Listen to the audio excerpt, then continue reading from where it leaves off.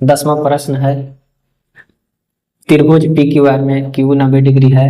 और P Q plus Q R का मान 25 सेंटीमीटर है, पी क्यू का मान 5 सेंटीमीटर है, तो साइन पी, कोस पी और टेन पी का मान ज्ञात करिए।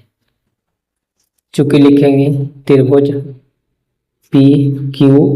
आर में कोण क्यू बराबर 90 degree, P R plus Q R का मान दिया कितना 25। एक त्रिभुज बना लेते हैं,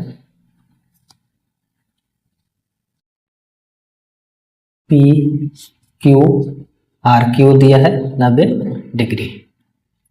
पी का मान दिया है थीटा, देखिए sign P cos P ten P, ये हो गया लंब, ये हो गया आधार,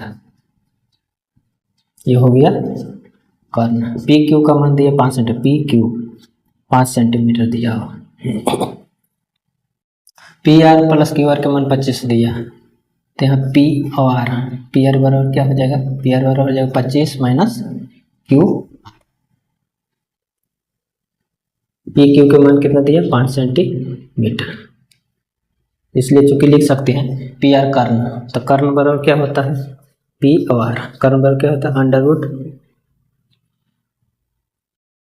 कर्ण का स्क्वायर बराबर क्या होता है लंब स्क्वायर, यानी कि पी क्यू का स्क्वायर प्लस आधार क्यू आर का स्क्वायर हो जाएगा। पी क्यू पी आर का मान कितना दिया है, तो 25 माइनस क्यू आर के होल स्क्वायर, पी क्यू का मान कितना दिया 5 के whole square plus Q R का स्क्वायर, तो क्यू आर का स्क्वायर लिखेंगे। यहाँ देखिए ए माइनस बी के होल स्क्वायर हो गया, तो लिखेंगे क्या A square plus B square, तो क्यू आर के square minus 2ab, 2 into 25 into Q R बराबर 5 का स्क्वायर कितना होता है 25 प्लस क्यू आर का स्क्वायर, क्यू आर इधर भी है क्यू आर इधर कट गया, आया कितना 5 बचे 25 का स्क्वायर, तो 625 माइनस 25 दो ना 50, 50 क्यू आर बराबर कितना 25, 625 माइनस 25 को घटा देते हैं बराबर कितना 50 क्यू आर को उधर ले जाएंगे प्लस हो जाएगा 50 क्यू आर, 625 में से 25 कितना बचेगा 600 बराबर 50 क्यू, तो क्यू आर बराबर कितना हो जाएगा 600 बटे 50, काटेंगे 0 0 करें 12 5 60, 12 आ गया, क्यू आर का मान कितना आ गया 12, इसलिए पी आर का मान कितना हो जाएगा, तो 25 माइनस क्यू आर का मान आया 12, तो घटाएंगे कितना बच गया 13, यानी कि पी आर का मान हो गया 13 और क्यू आर का मान कितना आया 12। तो हमें क्या ज्ञात करना है, इसलिए क्या ज्ञात करना है साइन थीटा का क्या होता है लंब हो गया पी और क्यू, पी क्यू कर्ण हो गया पी आर, पी क्यू का मान कितना दिया 12 और क्यू आर का मान दिया पी आर का मान कितना दिया 13, तो 12 बटे 13 आंसर। इसी तरह से कोस थीटा आधार बटे कर्ण होता है, आधार हो गया क्यू आर, यहाँ गलती लिखा गया साइन थीटा क्यू आर होगा,